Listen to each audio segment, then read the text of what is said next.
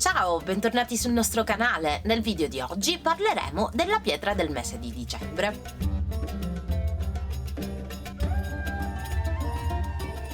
Ottavo appuntamento con la rubrica La pietra del mese di. Chiudiamo quest'ultimo mese dell'anno parlando del turchese.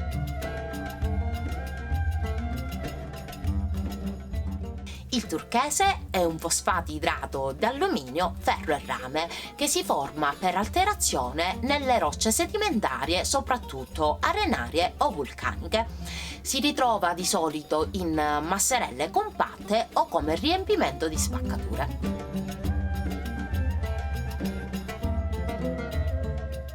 Il colore è naturalmente azzurro turchese, un azzurro pastello tendente lievemente al verde molto vivace.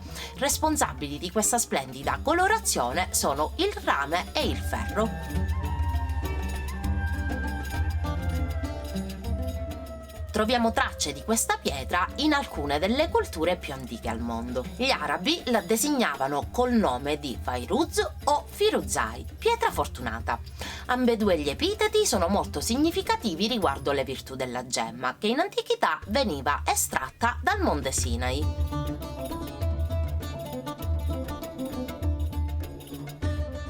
Ebrei ed egizi infatti ne facevano largo uso. Si diceva che la più celebre miniera di turchesi sia stata messa in funzione da Isacco, figlio di Abramo. Da qui la denominazione di Fossa di Isacco.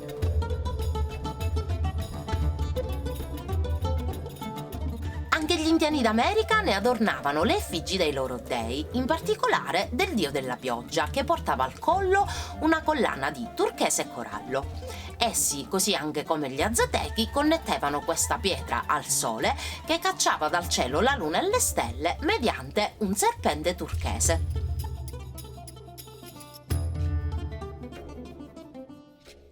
Il nome del dio del fuoco azteco significava alla lettera padrone del turchese. Invece il nome del dio della guerra significava principe del turchese. Nessuno si poteva adornare con la gemma sacra agli dei, che poteva essere usata soltanto a scopo rituale.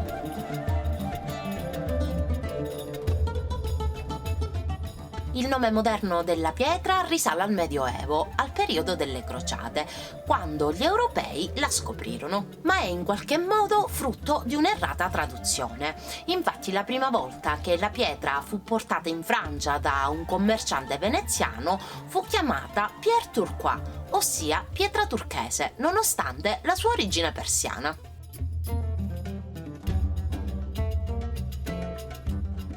Proprio in Persia, invece, veniva chiamato Feroza, che significa vittorioso. Invece, fino al XII secolo, il turchese era chiamato Kallè, che significa gemma bella, nome che probabilmente deriva dal greco Kallinus.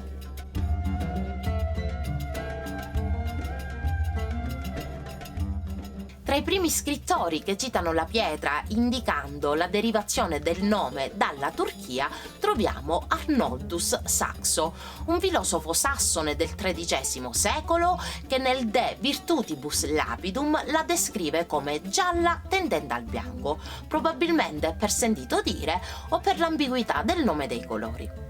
Ma anche Marco Polo chiama Turchie delle pietre estratte in una montagna della Birmania che erano destinate solamente all'imperatore.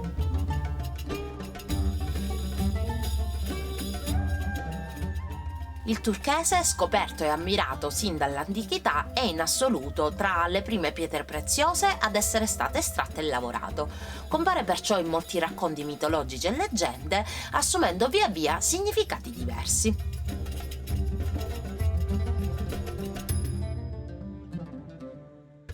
Nel Medioevo divenne talismano dei Cavalieri di Oriente, perché si pensava che proteggesse dalle cadute a cavallo e dagli incidenti, e perché simboleggiava anche pensieri elevati, la grandezza d'animo, la speranza, il coraggio e il successo, ma anche generosità, affetto, nobiltà e imprese rischiose.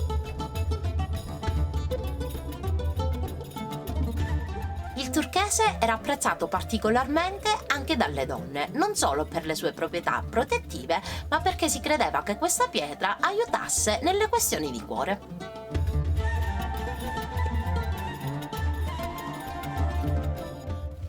Il video di oggi è giunto al termine. Per Asperadastra iscrivetevi al nostro canale, lasciate un bel like, non dimenticate di attivare la campanellina qui sotto e di seguirci su Instagram e Facebook. Ci vediamo al prossimo video. Ciao!